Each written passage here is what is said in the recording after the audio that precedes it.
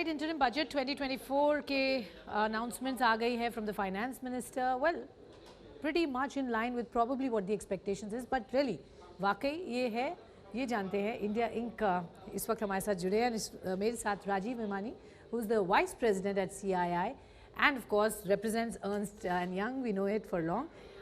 Sir, कैसे देखते हैं इस बजट को? आप कह सकते हैं एक्सपेक्टेड लाइंस पे ही था, एंड क्या आपको सबसे अच्छा लगा इस बजट में?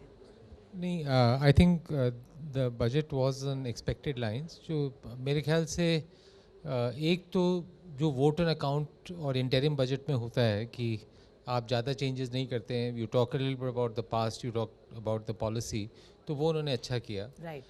जो मेरे को सबसे पॉजिटिव लगा वो मैं कहूँगा जो उन्होंने फिस्कल डेफिसिट का नंबर दिया 5.1%, आई think that was very positive.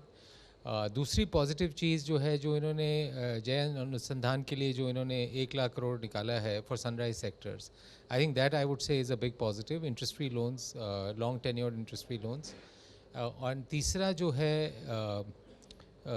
जो 1 crore in largely I would presume individual tax payers का litigation close करने के लिए, that's although the numbers are small, absolute numbers are small, intent is very clear. Plus to solve for 1 crore people to take the for individual taxpayers, I think a lot of relief to people who are unnecessarily for smaller amounts for getting hassled. Sure.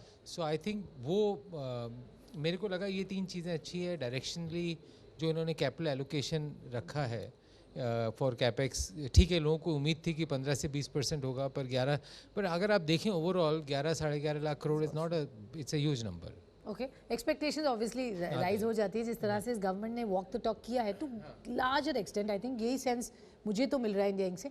लेकिन अब जो एक नए direction में सरकार जो areas probably पहले focus में नहीं थे, अब उन पर फोकस करने की कोशिश कर रही है, वो आपके हिसाब से क्या प्रोमिनेंट एरियाज होने चाहिए for India to grow holistically?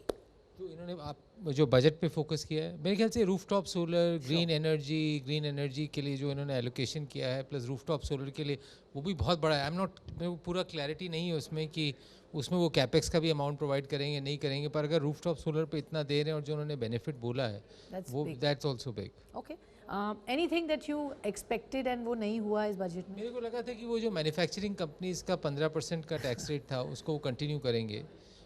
मेरे को शायद ये भी लगा कि टैक्स पेयर्स को at lower income levels they may give some relief, tax rebate वगैरह. I would say those 2 things. But that's a poll thing, populist budget नहीं था. हाँ, पॉपुलिस्ट बजट नहीं था, वो तो आई थिंक इस सरकार से बड़ा क्लियर है कि वो बहुत फोकस्ड है इकोनॉमिक ग्रोथ पे, and much more focused on how the money is utilised and the effectiveness of the money. Absolutely, वो ज़्यादा फोकस है. Implementation, I think that's the key. Implementation is the key. Alright, thank you so much. Thank you very much.